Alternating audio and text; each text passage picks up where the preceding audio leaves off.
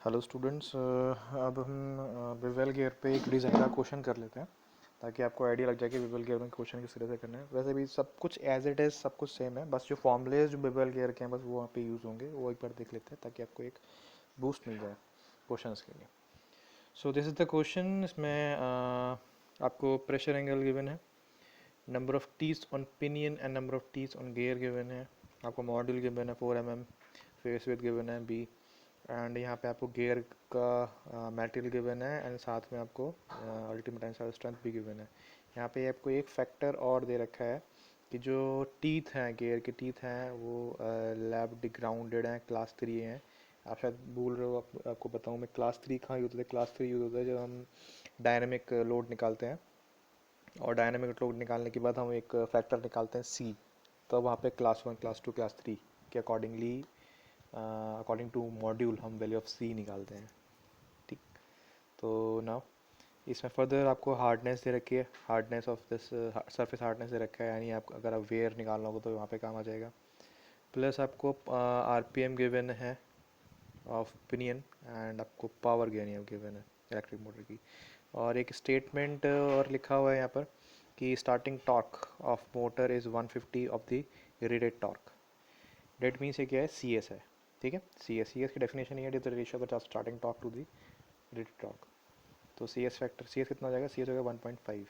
अच्छा, इस क्वेश्चन में आपको निकालना क्या है, फैक्टर ऑफ सेफ्टी निकालनी है अगेंस्ट द बैंडिंग और अगेंस्ट दी पिपटिंग। पिपटिंग मीन्स वेयर और बैंडिंग मीन्स मतलब आप क्या करना पड़ेगा, आपको ये यहाँ से निकालना पड़ेगा। अगर वेयर की बात करोगे तो S W equals to F O S into P effective, तो यहाँ से आपको ये निकालना होगा। ठीक, यहाँ से आपको ये निकालना होगा, same S B F O S P effective, तो यहाँ से आपको ये निकालना होगा। ठीक, बहुत सिंपल है क्वेश्चन, बहुत सिंपल है। सारे गिवन्स कर लिए, आपको डायमीटर्स, आपको मॉड्यूल गिवन है, आपको डायमीटर गिवन है, डेट मीन्स मतलब रेशियो गिवन है आपको। ठीक, आपको रेशियो गिवन है तो आप सबसे पहले आप ये निकाल दोगे कि पिच एंगल क्या होगा। पिच एंगल निकाल लिया, पिच एंगल निकालने का number of virtual teeth on pinion निकाल दोगे। ठीक, उसके बाद आपने ल्यूइस फॉर्म फैक्टर निकाल दिया, ल्यूइस फॉर्म फैक्टर आ गया। ठीक, इसके बाद आपने कोण डिस्टेंस निकाल दिया, जरूरत पड़ती है ये एस बी निकालते हैं तो।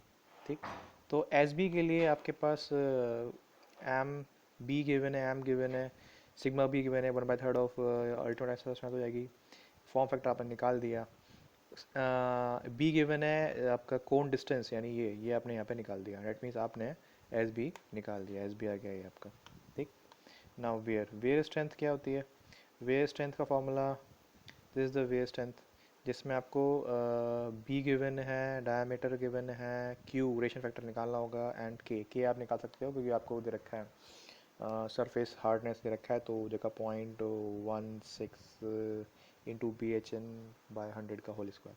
ठीक है, तो देख लेते हैं किस तरह से किया है। सबसे पहले रेशन आपको पता नहीं, रेशन आपने निकाल दिया। यहाँ पे आप ध्यान रखना है कि जो आपका रेशियो होता है ये आपके वर्चुअल टीथ्स का होता है, और यहाँ पे जो वर्चुअल टीथ्स का रेशियो है और जो रियल टीथ्स का रेशियो है वो डिफरेंट होगा।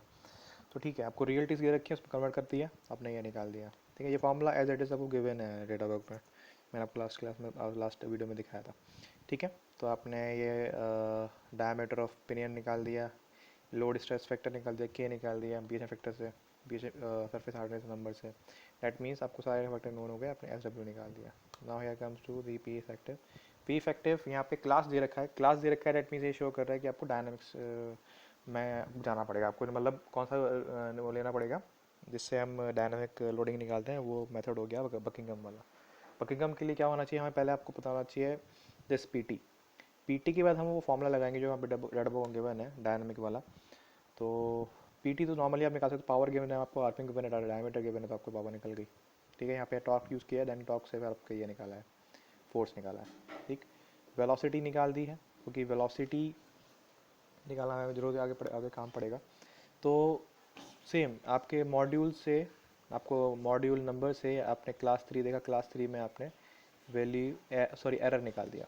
तो on this basis of this error आपने, क्योंकि एरर ये है तो इन दोनों के बीच में ही ये एरर है, क्योंकि ये देखो, ये जो सी वैल्यू ऑफ सी दे रखी है वो है 0.0 1 की, और ये जो वैल्यू सी दे रखी है 0.02 की है, इन दोनों के बीच में ये लाई करेगी एरर, ये वाली एरर। तो अकॉर्डिंगली इसके बीच में स्ट्रेट लाइन रूल लगेगा, और जिस तरह से हमने बेयरिंग में किया था काम, बेयरिंग में निकाले थे, उस तरह से हमने ये चीज़ निकाल दी है for this error, this amount of error. ठीक है, द वैल्यू ऑफ सी है अभी। So this is the dynamic load formula. आपको पता होगा ये फार्मूला, ये डाटा को गिवन है। ठीक है, ये आपने फार्मूला पुट करा, इसमें आपको सी बी पी टी ये सब पता है आपको यहाँ पे, और वेलोसिटी यहाँ पे आपने पहले निकाल दिया, वेलोसिटी ये निकाल दी 2.1 वेलोसिटी। ठीक, बस सिंपल, आपने पी इफेक्टिव निकाल दिया। पी इफेक्टिव को डायनामिक फैक्टर होगा तो वो जो बकिंगम लोड, बकिंगम इक्वेशन होगा तो P T into C S plus dynamic load.